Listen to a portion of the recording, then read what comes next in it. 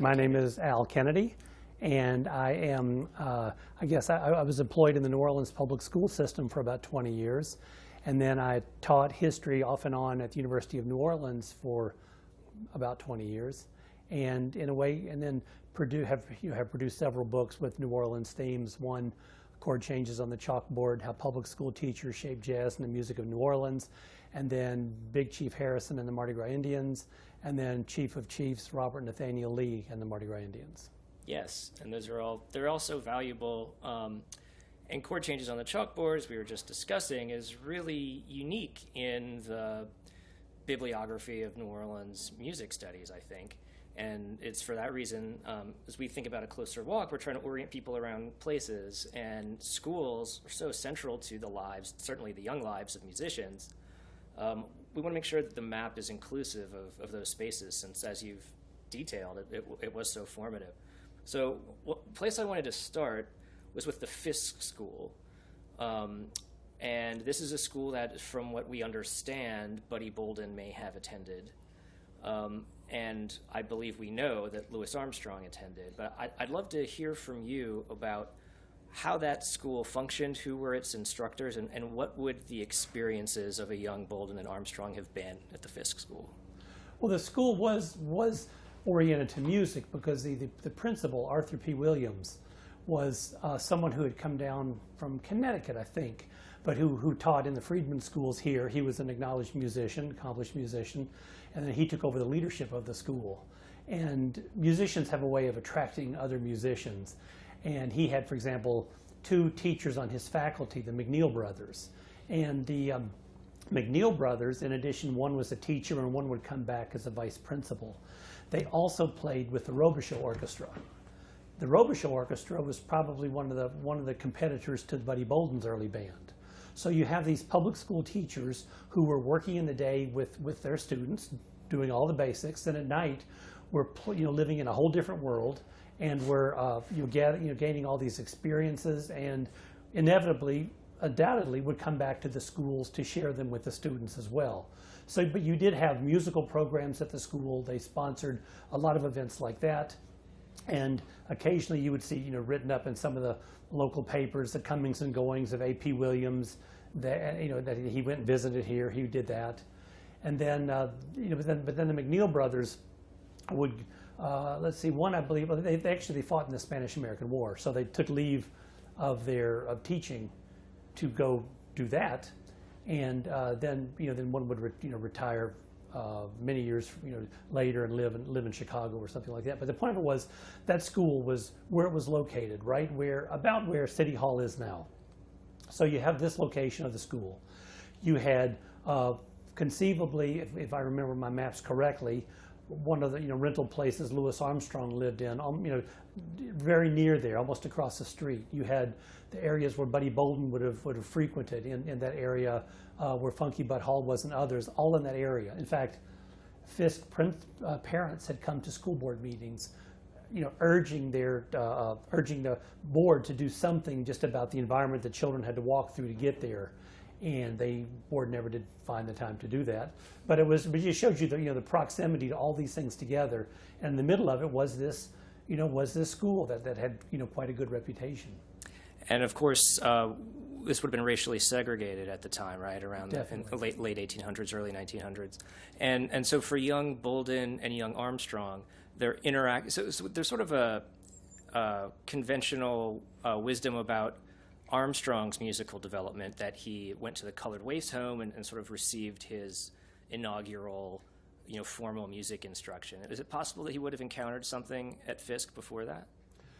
Oh, just against the backdrop of a principal who loved music, that has to have an effect. Because, if you talk to other people, good example, Jonathan Bloom, who talks about his experiences in elementary school, what it meant to him to have these performers come through. Now, they wouldn't have been traveling through in the same way in the early 1900s. But whenever you do have a principal who has a particular interest, you can rest assured that interest will be shared in some way with the students. So it's safe to assume there was a climate that encouraged music in the schools. And of course, the music has always had a fraught existence within the schools. It is, one of the first to cut. I was looking again at my notes before I came here today that in the 1870s that they had voted to get rid of all the music in the school because it was budget cuts. In 1876 they decided that since they weren't getting the rigorous European conservatory music for everybody, they might as well throw everything out. And so they did another resolution, and I believe it was 1876, to get rid of all music in the schools. It never passed, but it shows you anytime there was a budget cut, there was always the notion that somehow this is a frivolous luxury that can be dispensed with. Right. And unfortunately, I think that still it's been consistent through my time and most probably the present as well. Yeah, that's my understanding too. I'm also thinking about Mcdonogh 35 on the South Rampart Street corridor when you were talking about the environment that students were having to navigate in and out.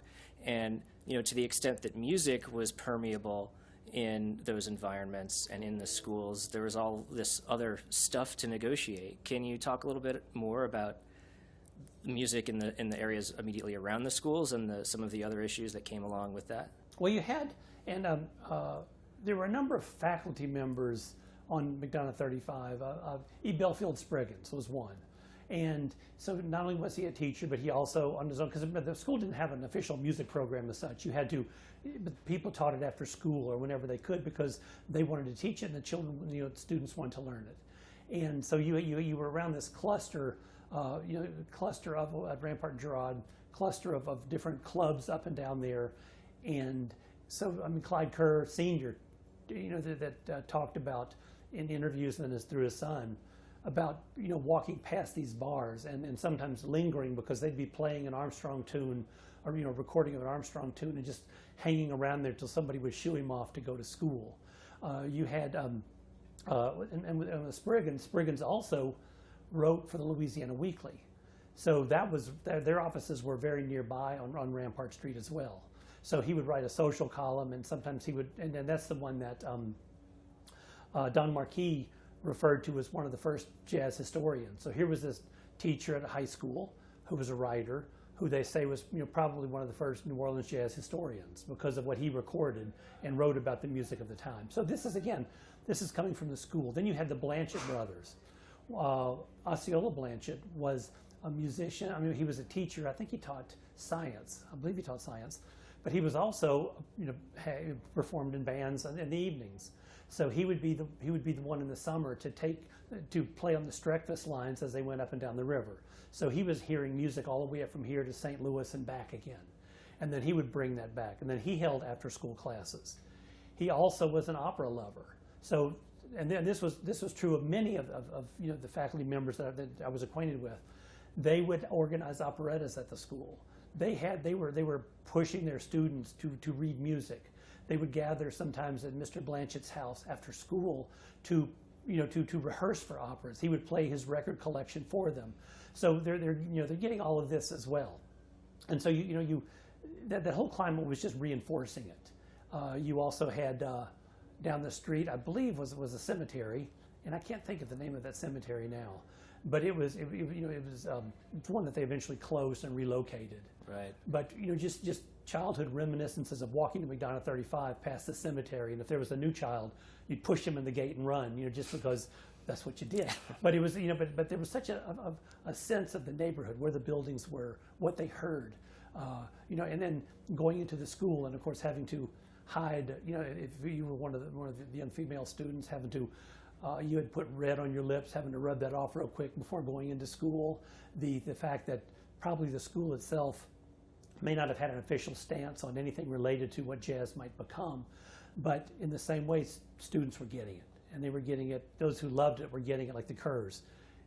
Anywhere they could find to hang around and listen, they would do that.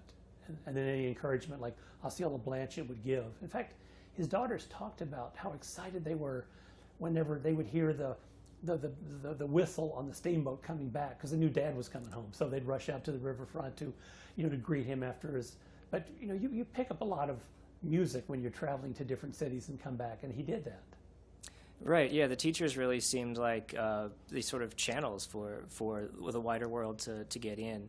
And on that front, I'm curious to ask you about LaFawn Elementary, because I believe that's where the Nickersons taught. Is that correct? Nickerson. Now I'm a little. I've got to think back, because Now, Valmore Victor, I believe, taught at LaFon. Okay.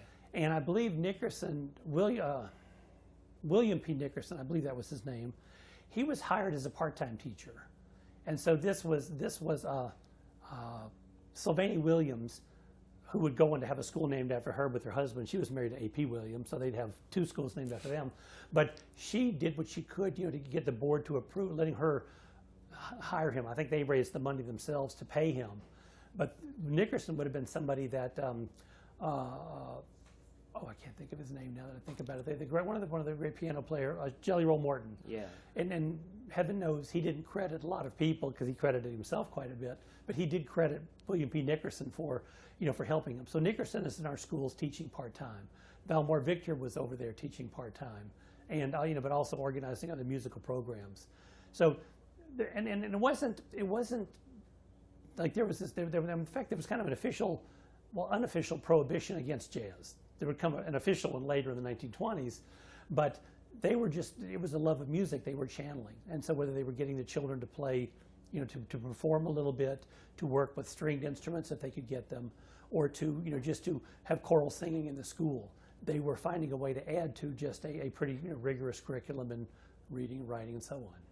Right. And one other thing I'm interested to learn about with the Nickersons, I believe, was it William Nickerson who had an all-female orchestra that he organized, and then his daughter, I think, was also involved with it. Yes, he did, and this is where the network goes, because you have the public schools who would join with the regular singing community, which out of that came the B Sharp Club, which would then move, be part of Dillard and other locations, and so all of these were cross-pollinating music, and so that you would have had that that era too with the Nickersons with his all-female orchestra, and then the daughter would play with them for a while, but he also taught of course music lessons. A lot of individuals had their own schools. William Houston, Nickerson, you can find lots of ads in the papers for their music schools, and they were promoting all of this. But then his daughter Camille, who would have trained to be a teacher, would have come back and taught at the Marigny School, and she would eventually go on to get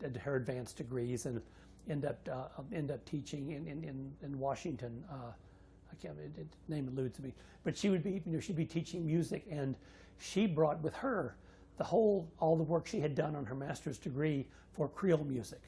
So she became the performer of this music, bringing it to many audiences, and it was as we studied her work more and realized what she was doing was showing this was an official, very disciplined music that that would just reflected another high level of cultural training in New Orleans, and she took this around the world with her performances. So that comes from the Nickerson. She was part of B Sharp. She taught in the schools. Well, let's learn a little bit more about B Sharp. So is a lot of these names, the early 20th century names fall into that club. Can you talk about how it came together and what it did? It was the origins I have since forgotten. I'd have to read my own book to remember that. But I do know that I think it was, I believe I am recalling this correctly, but there were, I know Osceola Blanchet was in it, and a young trumpet player from New Orleans who's Terrence Blanchard? Yeah. Okay, his dad was in it. Huh.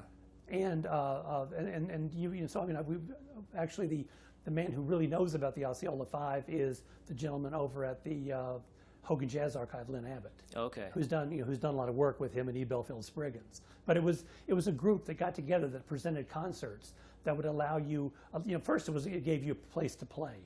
And as you moved into the 1940s, when you had the Booker T. Washington Auditorium, or they could find a place at Dillard, they would put on these concerts too, regular holiday concerts. So they were just one devoted to, again, this musical performance, and then children, the teachers were part of it. Their children, other children were part of that, and it's still around today. So, for example, Craig Elementary. I don't know who was teaching music at Craig. Do you have a sense of who may have been there? It's going to have to come to me. Yeah. Because I look upon the experience in the schools. For example, you have somebody who loves something, and they might love music. They find a student who loves music. They're going to get together in some way talking about it. If they have an official program, the teacher will teach the student. And then we've seen throughout, particularly throughout these, throughout the schools, like Willie T. and Earl Turbington went to, that Harold Baptiste was teaching there, at the time at the school right across from Shakespeare Park. But they would end up with, okay, I'm playing. The teacher would have a gig at night, and then eventually they'd find a promising student and say, yeah, want to come join me, and they would do that. So you start having that back and forth where they're being reinforced by performance. For me, I'm from Little Rock, Arkansas originally. And so for any kind of major music acts, we'd have to go to Memphis. Now, when I came to New Orleans, I was very, very naive, my world had always been very tiny, so I wasn't even aware of the musical tradition of New Orleans. This was just a place. I ended up going to Loyola. But then when I started, because I loved music, started going to these places, I saw these individuals I'd pay to see. Then when I was working in the schools, I started to see these same individuals leading bands or teaching, or maybe even teaching a non-musical subject, or teaching stringed instruments. Then the more I did this, I realized there's something else going on here. And that's what led to this. And then I started, in my office, I would just throw little clippings into a folder that would be, okay, this was so-and-so, like Sam Henry, would be playing here with his group. Or Greg Stafford would be playing here with his. And then you start to, by talking to them, finding out their background. Sam, he's a Craig elementary student, was. And his mother taught there. I think her name was Anna P. Henry. You had the principal I think it was one of the Duvernay sisters. There's a Doris Duvernay Barthay that perhaps may have taught there.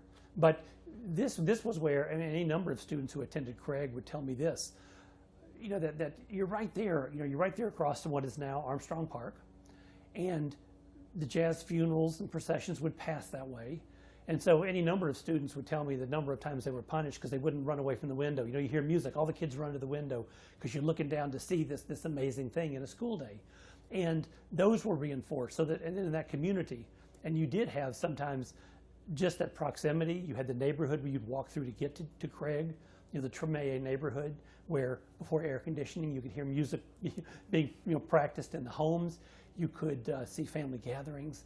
That all of these things would be influences upon a student. And then, of course, family members. Now, I know in more contemporary eras, and I have no reason to believe it wouldn't have been earlier, well, like Clyde Kerr Sr. goes back to, I don't know if it was the original LaFon, I may have the name wrong, but he would talk about his principal who brought a brass band into the school. Now, this probably would have been in the 1930s, but just for the children to see. The principal was at the time, again, his name is eluding me, but he was a writer. He wrote on his own. He a lot of scholarly theses and others, but he also loved music. So there again, you have just what it makes a difference. My own grandchildren yesterday, when they pulled up to their public school in Austin, Texas, there was a mariachi band waiting for them because every year on Mexican Independence Day, the school hires one. But it's just like these little things that make a difference in the life of a child. So there's no reason why that wouldn't play itself out repeatedly in any of the schools that we mentioned. So I'd have to think a little bit about Craig because I know, once again, that was another powerhouse for music. And then you have teachers who taught, and then that was, at the time, the main job you could get. You could for African Americans, you could be a postal worker, you could be a teacher, or other unskilled positions. And so then you have the teachers, and then their children would probably go to the same schools, be taught by them. And then Sam Henry, whose mother taught at Craig, would come back and be a teacher in the schools for his whole career. Clyde Kerr would. There's a number of multi-generational families where you have this Jonathan Bloom's family rolling through the schools and others. That I'd never thought of this before until I was working on my book about Big Chief Rabi.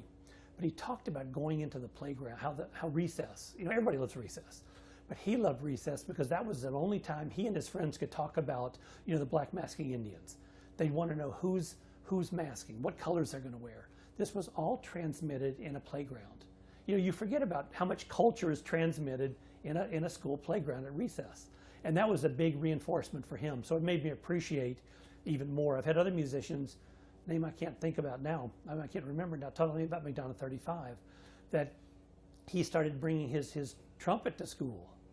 And, I said, was there a program? He said, no, the girls liked it. So the reinforcement comes from many different areas.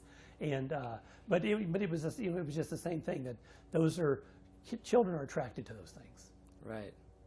I'm gonna jump in, and if there's any point where names aren't coming to you, it's no problem at all. But I just want to shut down a few so I don't forget.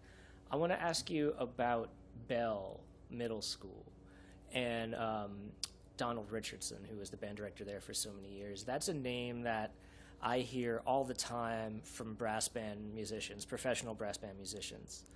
I understand Mr. Richardson passed away in the mid-'90s, but I'd like to know from your work what you've learned about him and that program at Bell. Well, for one thing, there is actually somebody who I know I've heard about and met with me months ago who's working on him, so I'm hoping that he's able to come up with more. But no, that is a name that I knew him. In the schools, because it was my luxury, because I worked in the public information office, to go out and sneak out here and there to the schools, and then sometimes they'd have special events happening, or you'd see the band practice, or you'd have to talk about some other kind of thing. But with Donald Richardson, once again, just somebody who had these incredible bands that could stand their own in some of the Mardi Gras parades and others, competing against high schools. The ones that, in fact, Joe Torregano, who was also a performer and a teacher, and was a band director, music instructor, he was taught at Bell. And it was when I heard he had been asked to speak at Donald Richardson's funeral. And it was then, sitting in that church listening to Torregano, that I got a much better impression of what an influence this guy had. Because what you see on the streets, what you see are that you hear the sound and you see the uniforms. And then then the band comes to you, performs, and moves on down. For the children in there, they are having contact all the time with their band director. And their band director is not just teaching them music, it's working on them on every aspect of their life and performance.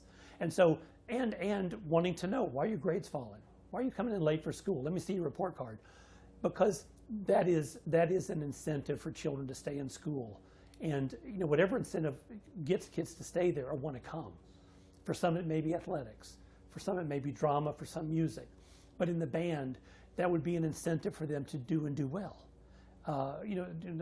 Speaking across as somebody that I know Yvonne Busch helped a little bit, because she helped Mr. Richardson a little bit, because she was more of a, she was a little older than he was. But for her, it was about, that you better know your music. You better be able to sight read. You better make sure your uniform is always clean. I don't care if it has holes because it's so old. They better be pressed. You better look good. You better be on time. All the kinds of things that you need to know if you're going to play professionally or do anything professionally. She'd want to know, in a moment's inspection, let me check your instrument. Let me look inside it.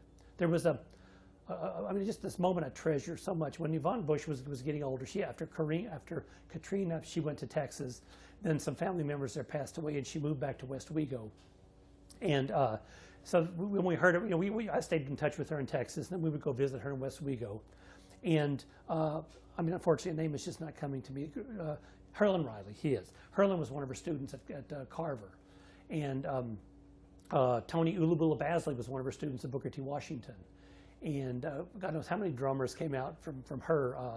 Also, the man who, Crawford, Sugar Boy Crawford was one of her students, and so on.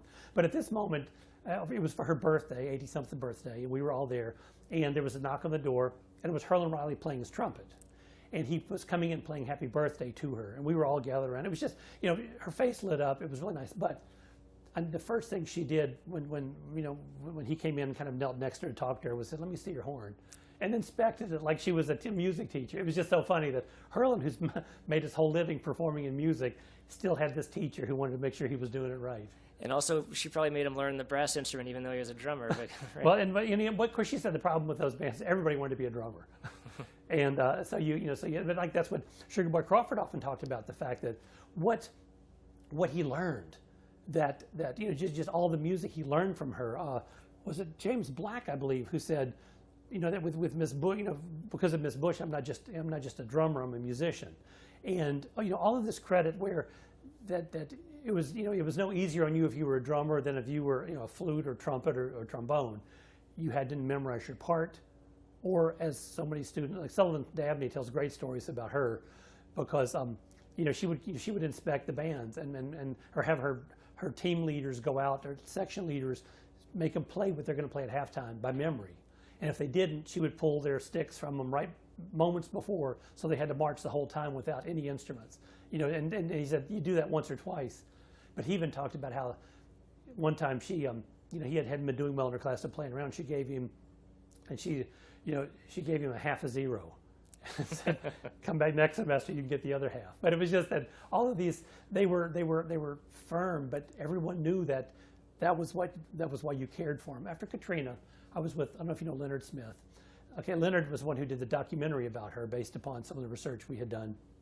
And he's also doing another great documentary on Desire, which is just really good, but on the whole Desire development.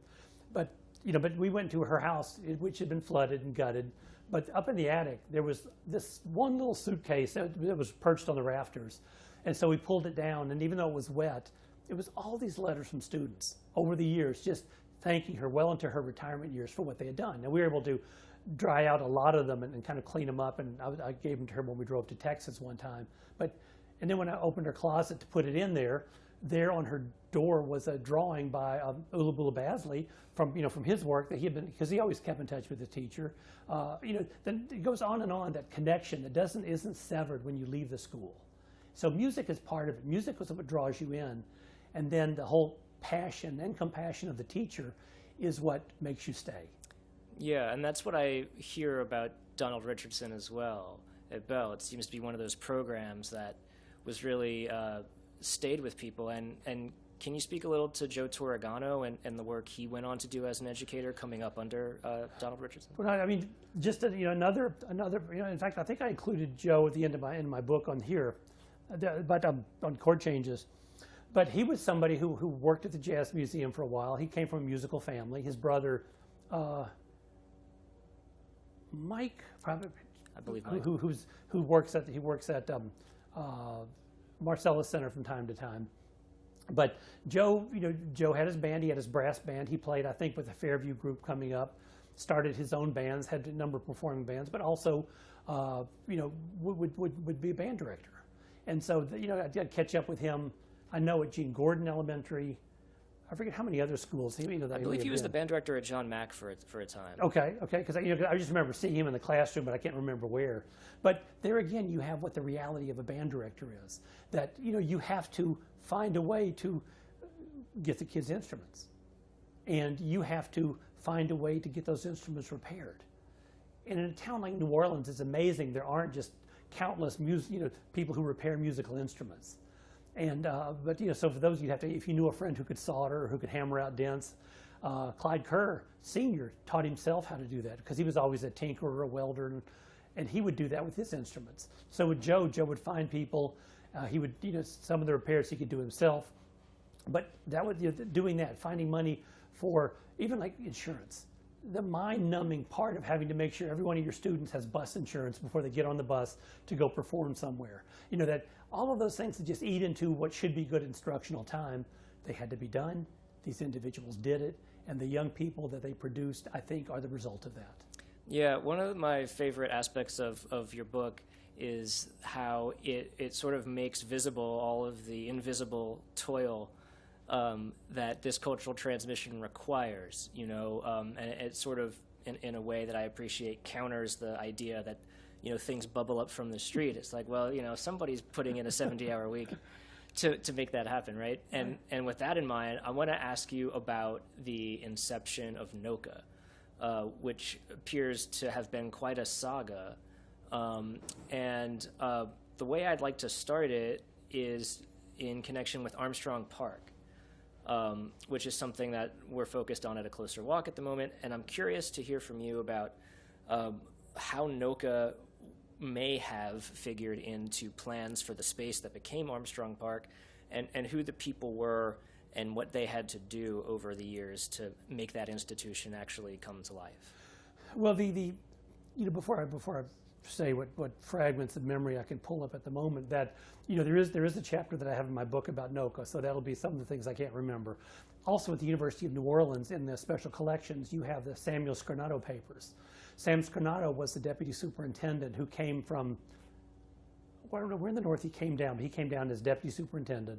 And everybody kind of saw him as this nuts and bolts guy. He's the guy who would go in and turn the lights off. He, at the end of the day in the office, he was the one who wanted you to always save money by recycling paper.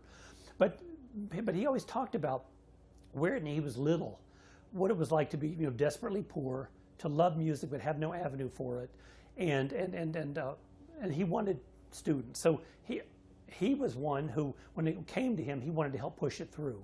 Shirley Trusty Corey, who was the head of the, she was head of cultural arts in the schools for many, many years, went on to be the head of, I think, Arts Council here, and was involved in the arts for many years. She started putting together proposals with other people they had met, trying to say, how do you make this school that would teach the arts? They were well connected. They were able to pull together people who could actually help raise money for it. They were then they had to deal with licensing, with certification. How do you certify someone in a part-time school, perhaps in a subject that hasn't been taught? How do you work through all of these things? How do you make sure, most important, the students get credit on their transcript for having gone here? So that was a big battle. Then the location. They tried a number of locations, and I think it was, if I'm not mistaken, it was Mcdonogh 41, that was in Armstrong Park. That was vacant at the time. It had been a school that had been segregated, then I think it became integrated. I forget all the mixed up history that it had. And I believe James Rivers was a Mcdonogh 41 student, if I'm not mistaken. But they were trying to get the lease for that. They were trying to get money to make this happen. And I don't remember how that fell through. There were a number of different papers. In fact, as I'm getting my own papers ready for the University of New Orleans, there was some of the research I had done on the book, with correspondence and others that kind of chronicle some of that, between that and Shirley's papers and others. But because there were several locations they were studying on, and until finally they ended up on was it Perrier Street at the old LaSalle School, and that was the home that they lived in for a while. But you're starting with nothing, a new idea. How do you fund it in a cash-strapped school system? How do you get credit for it? How do you find the faculty? It posed an interesting question to me about the school as sort of site of cultural transmission, and is there a New Orleans style of music that is how did that or not get into the curriculum at NOCCA? Like, are you aware from your work at looking at some of the early iterations of the school, how they figured out what a jazz curriculum, what it would consist of? Well, they first you had Dr. Bert Bro, who came in and taught the jazz and the classical, and then Ellis Marcellus came in to pull in more of the jazz. Then you had Lorraine Alfaro doing singing for what was the name of that, vocal music, and I'm not sure what all that encompassed, but but pretty high range. So you had the components there, as well as of course the dance, and then with Tom Tews, was Tom principal when you were there? He was principal of Franklin when I was at Franklin. Oh, okay. So I've met him. But so with, again, somebody who worked their way up. So you have all these ideas coming together. Now you have with Alvin Baptiste. Alvin had his own thing going because he had, I think he was at Southern at the time, and I believe he had also helped start a jazz program in Denton, Texas, maybe. I'm not sure, but anyway, he had been doing his own work and research on that, and he had begin to, of course, perform. So I know he interacted a lot because I saw his name on some of the correspondence and some of the meetings. So he would have had to have been part of the meetings as it was going on. But NOCCA has been evolving from the day it opened its doors. That it was probably 2 years after it. Well, I think it started at UNO in like a top floor of one building. Then they found Perrier Street building, and and then so that it was changing, and they were adding new things and honing new things. Then you have course, Ellis Marsalis leading the jazz charge. Now, what the debate about what it's going to be, what the output is going to be, I was never privy to those kind of things. All I could tell was that there were a lot of really brilliant minds working around this issue, and so what you got were these acclaimed professionals coming out of there. And of course, I hurry to add that, in talking to all the people at NOCCA over the years, teachers as well as the principals, John Otis, and then Tom Tews and Shirley Corey, that the whole thing was, it didn't matter if you were an artistic professional or if you became one. One that would help you decide very early on, this is the path for me or it's not, or maybe some variation of it. So there was no kind of win or lose situation. If you made it, if you did the program and decided that's not for me, you already had a lot of good discipline skills. As far as watching the rest of the discussion evolve, after Ellis Marsalis, then Clyde Kerr came in. So each one of these, you're pulling people whose roots are in New Orleans. It would be strange if that didn't creep into the curriculum, in terms of what it was, even with what was happening, considering Ellis Marsalis was on the ground floor of the contemporary jazz before he went out to California with Harold Batiste. And so he's there on the faculty with this background in him. Clyde Kerr doing the same thing. And of course, Clyde Kerr with the improvisational, was it the jazz quintet, arts quintet? But I mean, he was playing with Kid Jordan all the time and loved that. But he could also play in these others. So this is Clyde Kerr Jr. Clyde Kerr Jr.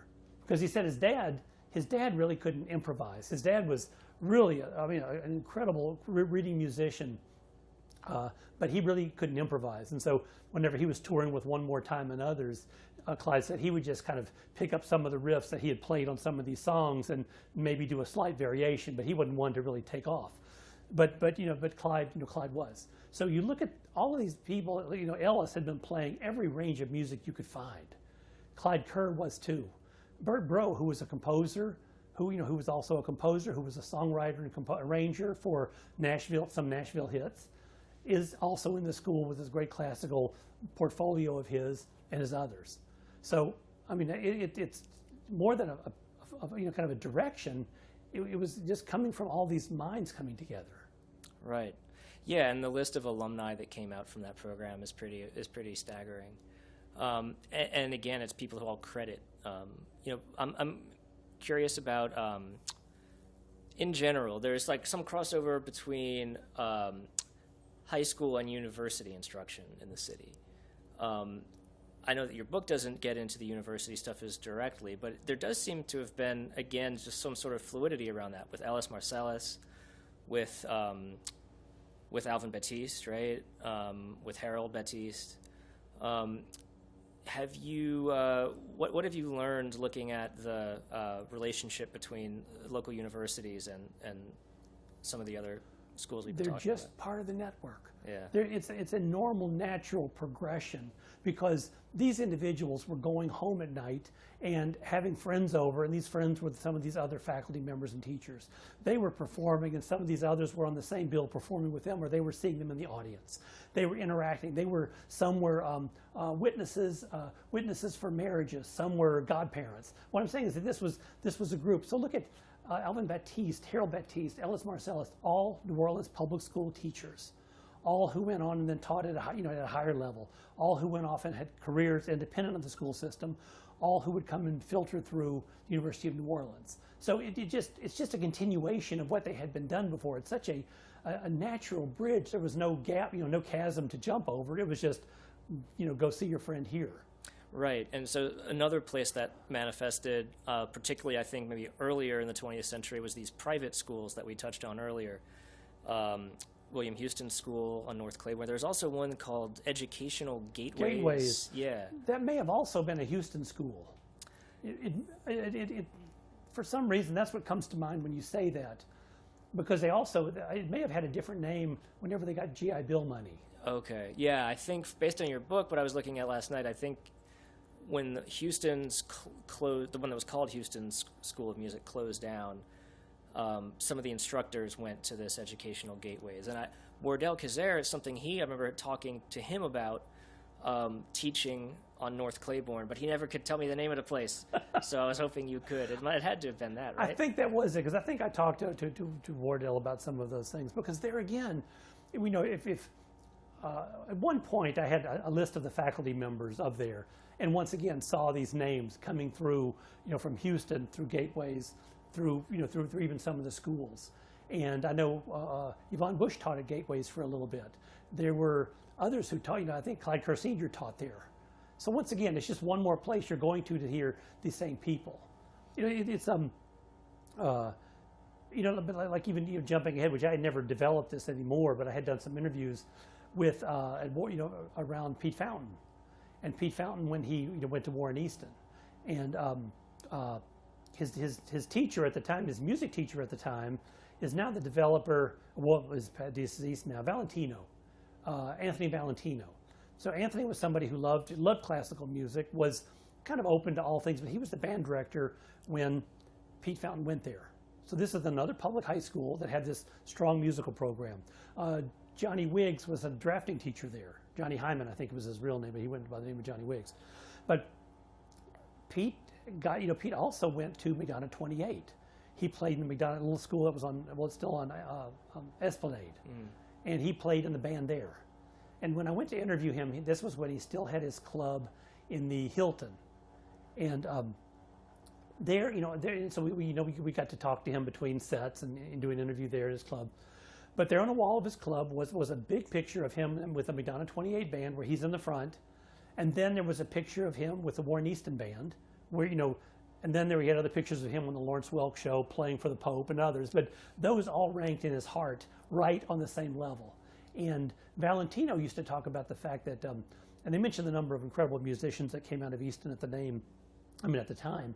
But Valentino would say that that Pete was early on improvising in the band room with his clarinet, and he'd want Valentino to join him. Hey, Prof, come do this with me. And Valentino said I couldn't do it. I just had to back away and let him do it because that's what he was good at. Whereas if it were the most difficult written music in the world, you'd put it in 1 second in front of Valentino and he'd memorize the whole thing and could do it. But it was just that notion that he recognized in Pete, and Pete always invited him to his club, always called him out in the audience, as this person, this teacher who made such a big difference in his life. And it was nice. It was nice because it shows you, once again, those bonds aren't severed when you get your diploma. Right. Another one I'm curious to ask you about, and this rings a bell for me also in our previous, when we were touching on schools that are in the middle of entertainment districts, is McDonough 15 in the French Quarter, where I believe Walter Payton was a band director for a while. Did you have any experience talking to him and looking into that program? Only a little bit, but what the program was, that was also under the time when Lucien Carmichael was the head of that school. I don't know if you ever knew Lucien, but yeah. Okay, Lucien and Joe. Joe worked in the school system. He was the person who would go to Baton Rouge to explain, why education bills would be devastating if you carried them through. But anyway, he did other public affairs. But his wife was a principal, and she got to be principal in McDonough 15. There, they opened up at the end of Algiers. It's an arts place now. The Tulane runs, but it's for outdoor. They have residencies there and others for music and arts. Studio in the woods. Studio in the woods, exactly. And they after they retired, that's where they decided they were going to go. So they stayed in the arts the whole time. But Lucien, when you consider the quarter, think how many musicians, performers have their children at the school, which meant anytime you had a school fair, anytime you needed anything, you just had to put in a phone call. So musicians were rotating in and out of that school because they got to see, who could do it. And they would always be there performing for the children. They knew them on a first name basis. So that's why they could launch a little elementary school band. And then imagine have Walter Payton as your band director. You can mention any one of these names I've been mentioning the whole time, but think about that person as your band director, because here he is again, somebody who plays day and night, is much sought after, is highly regarded, and then he's working to teach the right way to hold an instrument, the right way to clean an instrument, and how to patiently sit as they read. There was a drummer who has recorded. He's still teaching. In fact, I ran into him at the grocery the other day, and he's played on some of the. He's played on some of the Guardians of the Flame music. He's been on other Flame, but still a music teacher. He took over at Mcdonogh 15. So once again, you have somebody with all these connections. And you know, if you don't know anybody, you would know who to call. But if you know everybody, you could call the first person on your Rolodex or on your phone and get them to come play. That was what the difference was in these entertainment districts, because they became part of the curriculum. They were, you know, that they were able always to show, probably something that defeated me in my early career in wanting to be a musician. I couldn't handle the math. You know, it's just that simple. You know, when you're trying to, when you know, to have been trained to think in terms of these instant divisions and fractions as you're going through, that what a difference that makes in some of their other classes. And I've always, I guess, admired that more because I couldn't do it. But anyway, it was, so when you see that, they're always pointing out, what other aspects of this besides the performance of the moment do you get? Whether it's something as simple as the discipline or on up to the rigors of practicing or sight reading, performing, on dependability. But that's what's, you know, Mcdonogh 15 kind of used everything they saw as part of their classroom. So that was a big deal. Yeah. Another big deal that I'd like to ask you about is St. Augustine's marching band. Okay. Well, I mean, you have a legend. You have a legend that has been a legend for many years. Hampton, Edwin Hampton, was a band director there, and in fact, I went to talk to him at one point. See, I also have a lot of cassette interviews that are being digitized now, just tons of these from all these other interviews. But Yvonne Busch helped Hampton when he got started, because you know, like Clyde Kerr Sr. would write arrangements for his friends, because to get the money to buy arrangements, public schools didn't have that kind of money. And so Clyde Kerr would write for any number of, like Cohen and Clark and others. He'd write the arrangements for them they could use. And then Miss Busch came in when Hampton was first hired. She knew him, and he would come over to her house in the 9th Ward, and they'd talk about it, and she'd share her experience with him. And then he went off to create, to become his own individual legend, which he was. So you just have this tradition. Imagine having a 100-piece band. That is major. Like they talk about years ago, like at Easton, they might have a 100-piece band, and for Mardi Gras they would break it up into maybe 3 different ones so they could each make money playing in a different Mardi Gras parade. But this marching 100, that shows you what he instilled, because you talk to people who knew him, and they just speak with such reverence about him. That is part of the, he's almost become a myth now, because he was just so good. So anybody who steps into that position has to step into his shoes and maintain this. So it means making sure that the alumni, they have a very active alumni, which is just wonderful, to be able to pull upon all these people who will proudly wear their purple and gold colors, who will support the band, what they do, who eagerly want their children to be a part of that band generation after generation. And so that's where you have this school that came up to serve a need when that need was not being met, and it became an outstanding institution on its own. I'm curious to ask you about the need that wasn't being met. Can you describe what that was? Well, you just, in terms of just the limitations on public education for African American students. So you have the first high school for African American students here was not made till 1917. That was Mcdonogh 35, and so that was actually a building. It had been a white school before, a white elementary school. Then it had been closed. Then they had a major, political process, because they were needing a school for African American students, because early in the century, Nicholas Bauer, who was the assistant superintendent under Warren Easton, when Warren Easton was superintendent back at the turn of the century, he was told to go out and monitor the schools. His job would be to go to all the schools, write up reports about their progress, send it in. At the end of his report in 1902, 3, 4, somewhere around there, he mentioned, he says, he admits that he didn't get a chance to attend, to go to all, as he called them, the colored schools. But it's become, it was his conclusion that there was no need for education for African American students after the 6th grade, because they just weren't capable of handling it. So you had, for the longest time, schools that more or less cut off 6th or 7th grade for African American students. So then you had Mcdonogh 15, Mcdonogh 35, that would come out of a very protested, I might add. And this was if you've ever been back to your old elementary school, You notice how tiny the desks are. You notice how tiny the bathrooms are. Well, they put all these senior high students into this unchanged building. In fact, many times they had to put boards between the desks so more people could fit in and do it. So you have, but I mean, the whole point was this was not there. And then it wasn't until 1941 that Booker T. Washington was built to give another outlet for that. To be honest, I don't have the years for St. Aug. I don't know those years, but needless to say, it was a very education-starved community, and you had you had Southern University that operated for a while. I believe it was in the 1800s, kind of as a more or less high school to fill in the void, and then it would then move to Baton Rouge. So that's what I mean. It means there was the facilities, all of the public school facilities, most of them were in bad shape. But the schools for African American students were the most deprived. In fact, even the state superintendent of education admitted that they hadn't spent nearly their funds for schools for African Americans, or they had just taken the money and used it for somewhere else. If it wouldn't have been for the Rosenwald schools, you would not have had all of these schools for African Americans built around the state. I don't know how many hundred they built. They would provide the money when the local school systems weren't doing it.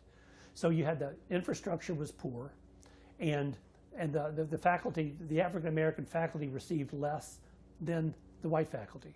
So white males first, white females second in terms of order of the amount of money they got for the same job. African American males, then African American females. So that there was this descending scale of, by the time you got to what was being paid to the educators in the African American schools. So if you go back and look at some of the documents, like the old directories, you have clear division, white, colored. So even when you look at the schools, the faculty, the staff, they would have them all listed. They'd have them broken up in everything. And so everything about it was segregation. And the person I mentioned, the guy who was assistant superintendent, what was his name again? Darn, it just slipped my mind. But he was he would become the superintendent of the schools. The one who said Easton. that, no, not Easton, but the one. And unfortunately, I said it, but it's not coming. But he went. He would go on to be. He was the one who said African Americans shouldn't have education past the 6th grade. Then he would go on to be the superintendent of the New Orleans public schools for 23 years. So you think this mindset has now been moved into another level of authority, thus reinforcing all of these things. So that's why those those voids were so big. Yeah. Donald Richardson's funeral. What was the experience? It's funny because I can just remember the view, looking from the church, looking, over his coffin and seeing, Torregano speaking, to the front, and then just, hearing the emotion in Torregano's voice, and then just the enormous group of people, somewhere in their band, old band jackets and others, just because of what he meant to them. And when I looked through some of my own pictures that I had of him, and realizing that when I a couple of pictures, I caught him marching in some of the parades, how gaunt he looked, realizing his illness had progressed, but he was still out there with his band. And for so many of these people, it's I can't, it's hard work. It's deadly hard work, and but there was something about it that kept pulling them back in, and I'm glad they did. Yeah. I mean, the same way with Yvonne Busch's funeral, and this one was at St. David's Church in the 9th Ward, and just as it started, then all these musicians would keep coming in, and you'd look up and there'd be the glint of sunlight on a tuba or a trombone, or another snare drum come in, or a sax would come in. All of these people, and then so you had this second line that went down, kind of down around Fats Domino's house, and because of course she had known him because they only lived blocks apart from each other, and moved around the neighborhood. But all the just the turnout again for this incredible procession on the streets. And those are moving. They tell you these individuals made a difference, and they made a difference in the lives of a lot of people. Yeah. I'm curious about zooming out just a little bit. So the school system in New Orleans in 2019 is not really the school system that all of these educators and students came up in, the world that we've been talking about. Can you help me understand, without having to get into the weeds of post-Katrina school system, Can you help me like understand a little bit more about systemically the world that they were in? Obviously, budgets are always tight, right? Everyone's from the turn of the last century having to fight for funding. I'm just curious about for example, the alumni support at St. Augustine. I'm just curious about the structures within which these relationships were able to do all that work and take hold. Can you help me with some of that? It's a hard one because I don't have a full grasp myself. That you did have at one time, like a musical supervisor who would then all the band directors and music teachers would report to the musical supervisor, and then there would be so that you could have district-wide events, or you could have local events, or kind of regional events, pulling music awards programs, these other band competitions and others, because that was the system could handle that, and after this, that you have a lot of individual units out there. And individual units can sink or swim depending upon their own ability to raise money, get money from the state, and fund music. And so so that if you have a reasonably wealthy group of parents, you're probably going to have the kind of fundraisers that will bring in the money to help you buy the instruments. If you don't, you may not. Maybe you'll get, there's a gentleman from Japan who's been giving instruments in New Orleans for years. You may have to look for sources like that. I know that OZ does some events where they will give instruments, where you try to plug into those. But as far as how many schools have a musical program, I could not even tell you. You hear about some, but you've also had, again, more of the changeover of schools, so that geography played a big part. Place matters, and so whenever you have students going back to a school, they kind of want to walk the grounds of where they walked when they were little, and that shouldn't tie a school to a location, but it does matter. I know when I went to the 1930, it was the reunion. It was the class of 1930 at McDonogh 35. It was at what was then a vacant lot at Rampart and Girard before they put up the big parking garage. So it was just a parking lot, but they wanted to have it there, because they wanted to sit at chairs out there in the parking lot and have their speeches out there, because that was the place that mattered. Now, now of course, unless they go up on one of the levels of the lot, that'll never happen again if any of them are still around. But you have that here, that you have schools that have moved, have shifted. They closed here and reopened there. So you don't have the neighborhood, attraction. There was something about having a school within walking distance. Now, we may never have those neighborhoods again where teachers lived in the same neighborhoods with their students, where everybody, where the children walk to school. Those are, of course, that's a bygone era. They walked to school on the way home. Everybody was watching them and would report to their mothers if they were doing something wrong. They would go to the store and see their teachers buying something too. So it was all reinforced like that. Now you have kind of these are units.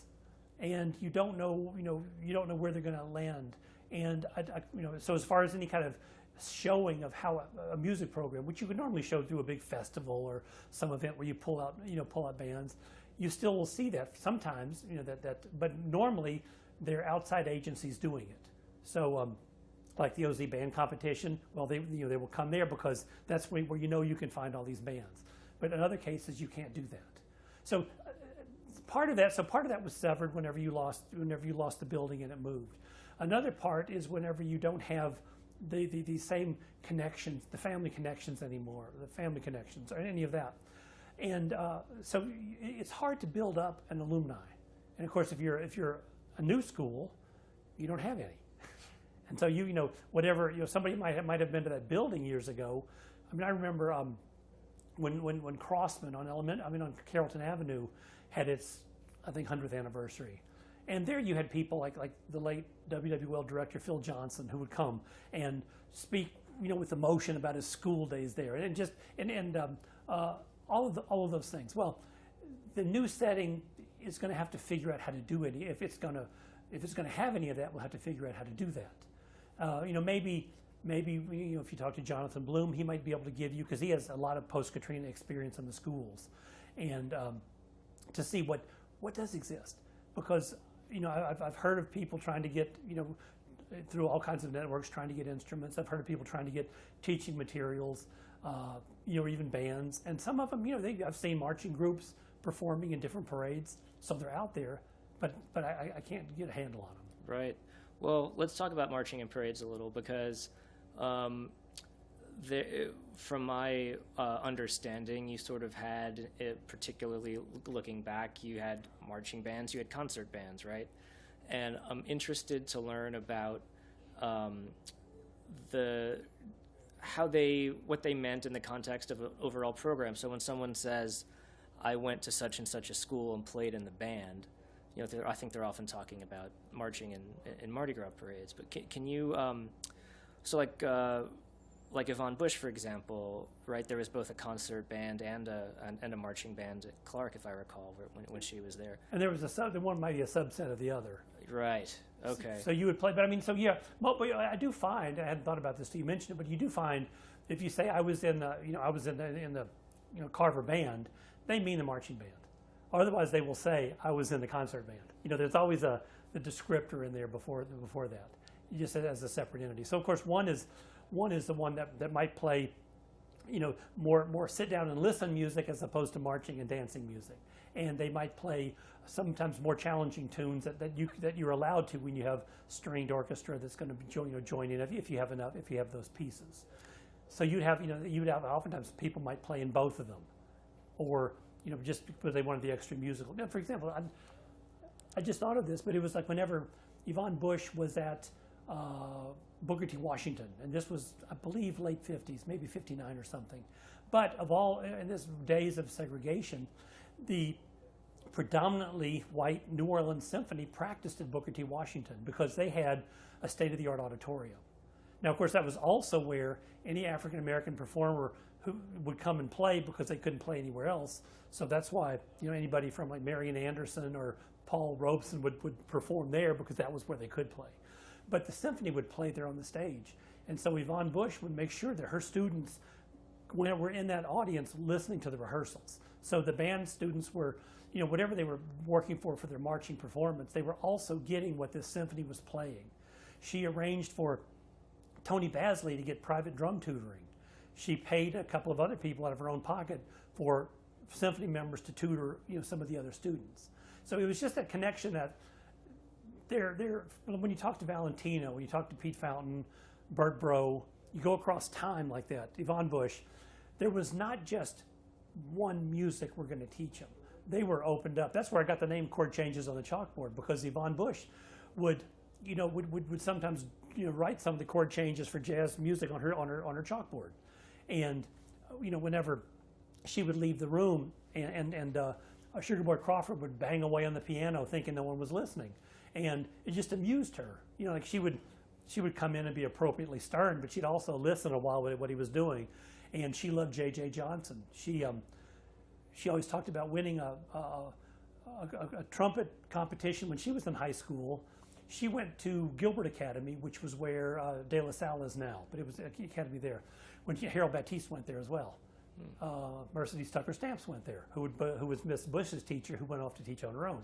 But she talked about, she went to Little Rock, Arkansas to play in a competition and played Graf's Concerto on trombone and won this victory. She loved J.J. Johnson as a trombone jazz player. So she would, sometimes outline some of the music for the kids so they could compare it with what they were playing in the marching band with what this was. So, that there was nobody saying do this or don't do this.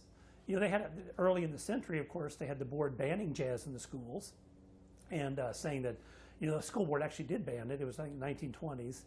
And they had a board meeting where they said to forever banish jazz from the jazz and jazz dancing in the schools. And shortly after that, at Peters School, Peters was on what is that? Tulane and Broad, Samuel J. Peters Commercial High School, and that was where, darn it, his name just slipped my mind, because he backed up Louis Prima. He was a guitar. No, it wasn't Sam Butera. He was a guitar player for Louis Prima.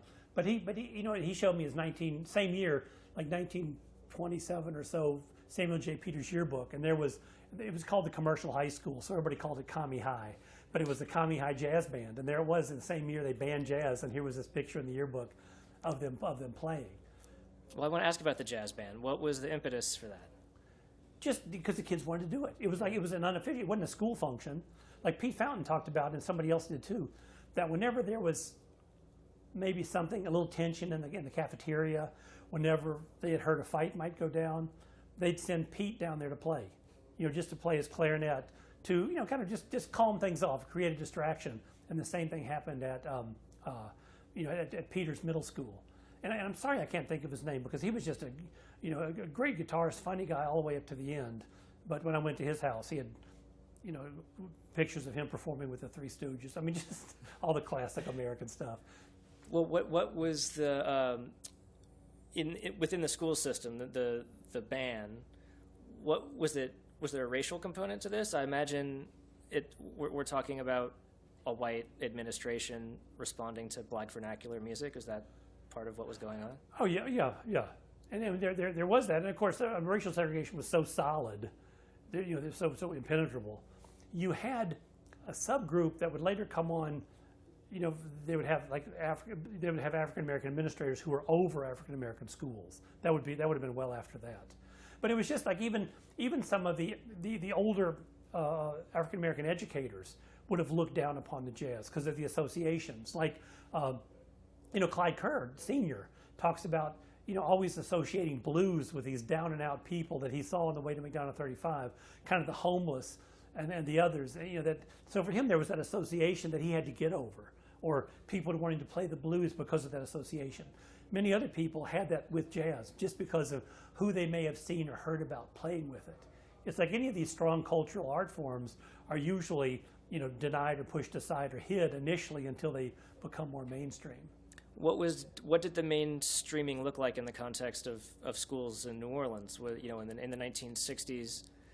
So we know that NOCCA is there, putting a jazz program together in the early 70s, right? So was there a transition period where certain schools allowed it and certain didn't? Was the ban revoked at one point in time, or how did it? Well, segregation itself was so stupid in terms of the way they solved it, and that was in 1960. They did two schools. They did one grade.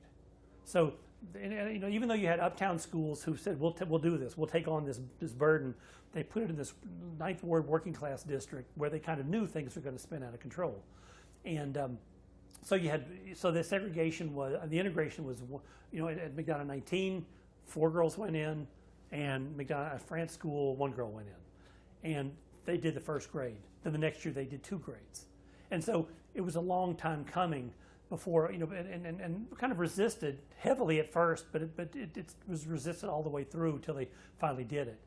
But the big issues came whenever they integrated faculty. So that was another issue, because that you had parents who that was where they drew the line. Many were afraid of having mixed race classes. Others were more afraid of having an African American teacher. So the bands and stuff would have been kind of limping along through this time until it became normal.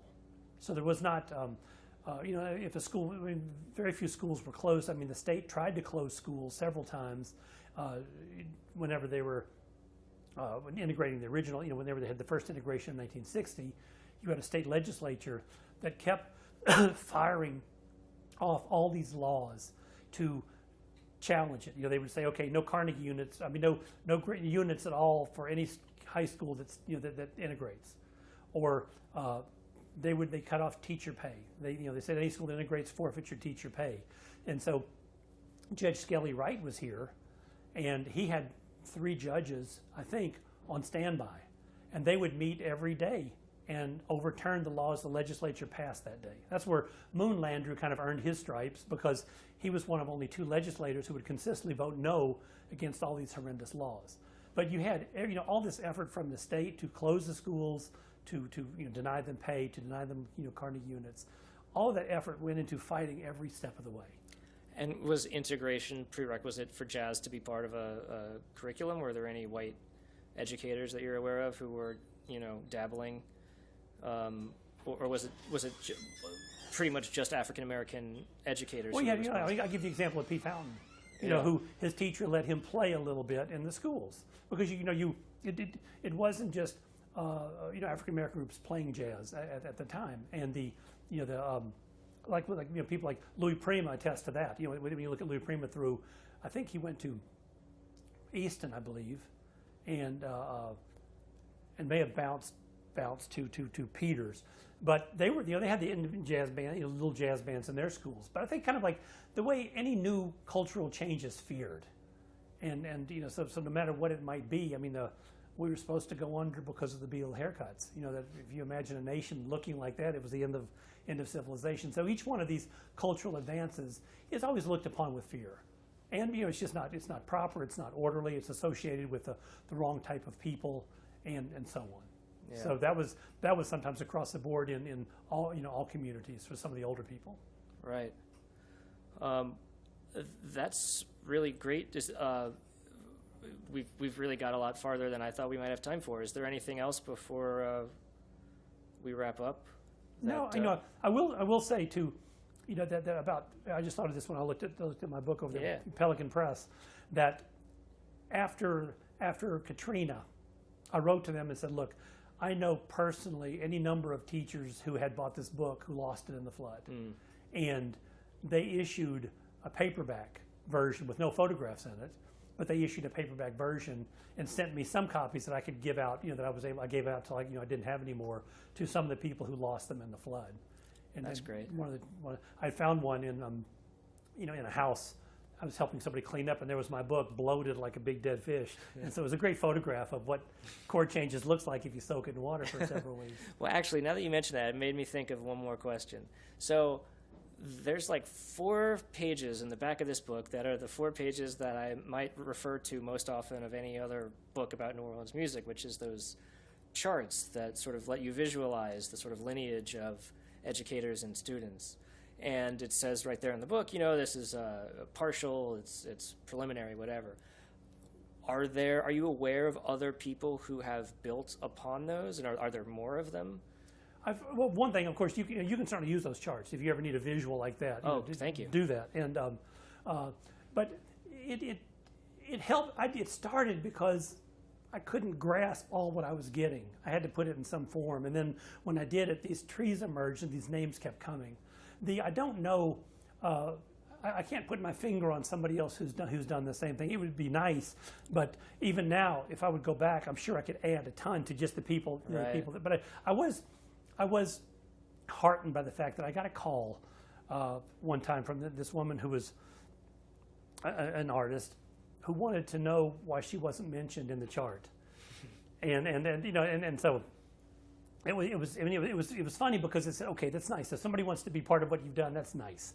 And I ended up showing her I had kept the notes of the teacher who gave me that information to show where all the names he had listed, because that's all I could go from. But I thought that's good. And I mean I certainly encourage it because I understand things like that. Sometimes I don't, until I can start putting all these things in their assigned places, did I even begin to appreciate the enormity of the contributions of some of these teachers. Yeah, the connections that you don't always make across generational lines, to an artist that you just may not associate, but who, has that direct line. Well, this is like a good response to several of those horrendous weeds in New Orleans that grow up and never stop until you get them.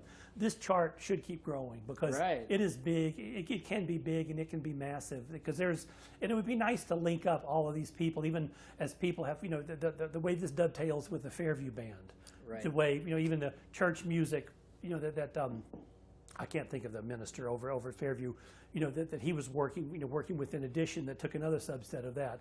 The B sharp that took a subset of this. Mm-hmm. All these things that flow through. It's a nice, warm community out there. Yeah, it really is. And in fact, we'll see how much time I can find. I'd love to.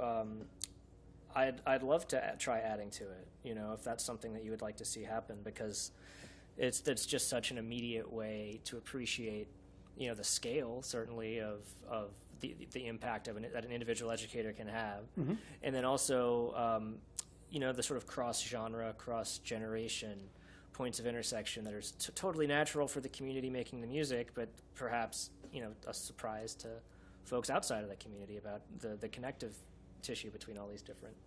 No, it is. And it's the idea that comes down to it. We know, I mean, it's not a cliche. It's just such a reality that the teachers matter. And those of us who are fortunate enough to, to know them, to work with them, to have them in our family, to others, you realize what a difference, that they make. Yeah. And it's just, I just hope the inducements for more people to come into teaching, not just to get their 2 years and pay off a debt and run again, but to stay in the classroom to do this, because that is so important. Yeah, amen.